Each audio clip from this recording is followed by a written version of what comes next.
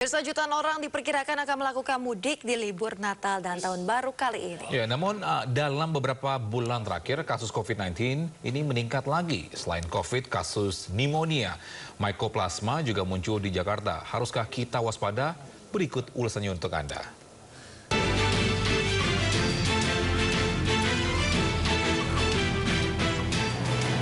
Pemirsa, libur Natal 2023 dan Tahun Baru 2024 sebentar lagi tiba. Diprediksi akan terjadi peningkatan mobilitas jutaan orang dalam libur 2 hari besar tersebut. Namun penyakit COVID-19 dan mycoplasma pneumonia mengintai di libur Natal dan Tahun Baru kali ini.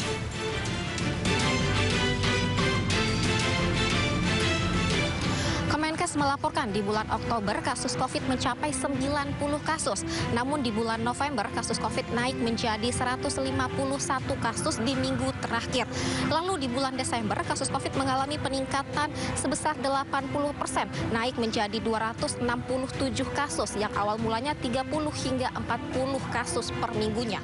Dinas Kesehatan DKI Jakarta juga mengungkap sebanyak 2 orang positif COVID meninggal dunia.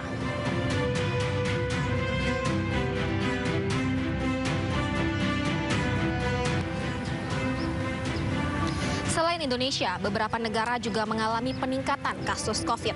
Singapura menjadi negara di Asia Tenggara yang mengalami peningkatan COVID paling besar, yakni 22.094 kasus. Sementara Malaysia mencapai 1.636 kasus dan Filipina mencapai 1.340 kasus. Kemudian pemerintah menyampaikan ya dari pemantauan surveillance kita terhadap COVID-19 karena kita melihat adanya peningkatan kasus yang cukup signifikan dalam 2-3 minggu belakangan ya. Nah ini tentunya untuk meningkatkan kewaspadaan ya, jadi bukan untuk membuat cemas masyarakat atau membuat panik masyarakat. Tapi kita tahu bahwa setelah pandemi COVID dicabut, artinya kita akan hidup bersama COVID-19. Dan kita tahu bahwa COVID masih bisa menularkan dan membuat kita sakit. Oleh karena itu perlu terus kita sampaikan kepada masyarakat untuk bisa mengambil langkah-langkah untuk menjaga dirinya sendiri dan keluarganya untuk tetap sehat.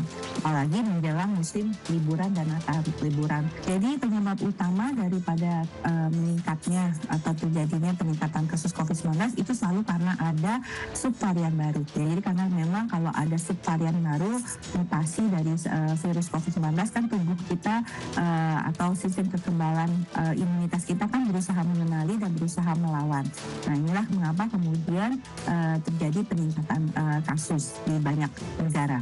Nah tadi setidaknya ada 3 ya yang menjadi perhatian kita khususnya di Indonesia ya mengenai subvarian yang di naik level ya. Tadinya dia hanya under monitoring, kemudian dia menjadi varian of interest, yaitu XBB.1.5 yang memang sudah ada di Indonesia, EG5 yang sudah ada di Indonesia juga.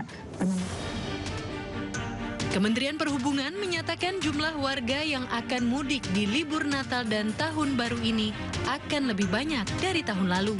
Jadi kalau dilihat dari hasil survei yang sudah dilaksanakan oleh Kementerian Perhubungan, dilaksanakan beberapa bulan yang lalu, itu kita mendapatkan hasil bahwa potensi pergerakan masyarakat ini mencapai 39,83% dari total populasi atau senilai 107,63 juta.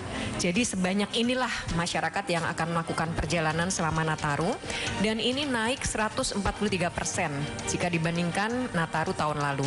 Ya, mungkin pertanyaan teman-teman udah banyak masuk ke saya juga, apakah ada protokol baru di transportasi? Saya jawab, belum ada.